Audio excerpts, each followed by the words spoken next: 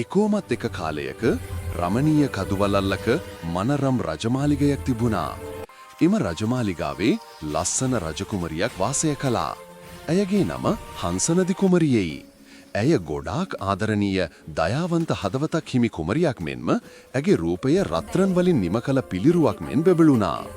ඒ රජමාලිගාවේ සමීපයේ පිහිටි ඝන වනාන්තරය විශාල ගල් ගුහාවක් තුල ගිනි මකරෙකු ජීවත් වුණා. ඒ ගිනි මකරා මුවින් ගිනි පිබිමින් ගම්මානවලට පැමිණ වගාබිම් ගිනිබත් කළා. මේ නිසා මිනිසුන් ගිනි මකරාගෙන් වගාබිම් ආරක්ෂා කර දෙනමෙන් පිය රජතුමාගෙන් ඉල්ලා සිටියා. ඉවිට රජතුමා සියලු ජනයා අමතා මෙම ගිනි මකරාව විනාශ කිරීමට හැකි කෙනෙකුට මගේ දියණිය සරණ පාවා දෙන බව ප්‍රකාශ කළා.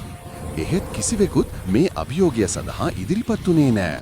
ඒ දුටුව හංසනදි රජකුමරිය පියාණන් හට මෙසේ පැවසුවා. පියාණනි, මා ඒ ගිනි මකරා මා විසින් දමනය කර ජනයාගේ වගාබිම් ආරක්ෂා කර දෙන්නම් මා හට යරට අවසර ලබා දෙන ලෙස රජතුමාගෙන් ඉල්ලා සිටියා. රජතුමන් ඒ සඳහා අවසර ලබා දුන්නා. හංසනදි කුමරිය මාහා ඝන වනාන්තරයේ කදූ හෙල් මැදින් ගංගාදිය එලි තරණය කර ගිනි මකරාගේ වාසභූමියට පැමිණියා.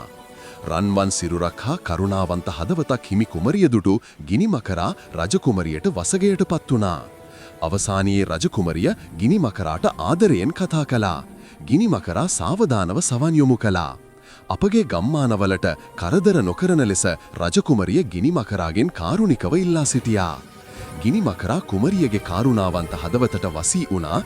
ගිනි මකරාගේ පිටින් කුමරිය සමග අහසින් රජමාලිගයට ගමන් කළා. එතෙන් පටන් ගිනි මකරා මිනිසුන්ට කරදර කළේ නැහැ. මිනිසුන් කුමරියගේ ආදරණීය හදවතට ඇලුම් කළා. උපයන ධනයෙන් මුල් කොටස රජකුමරියට තෑගී කළා. ගිනි මකරා සමග රජකුමරිය රාජධානිය වටා ගමන් කළා. මිනිසුන්ගේ දුකට පිහිටු වුණා. බලන්න යාළුවනේ, ආදරය කරුණාව තුලින් දරුණු හදවත් නිවන්න පුළුවන් බව මේ කතාවෙන් පේනව නේද? ඔබත් ආදරණීය හදවතක් පිරි මිනිසෙක් වෙන්න. පිටපත් රචනය හා විඩියෝ සංස්කරණය මහේෂ් ගමගයි.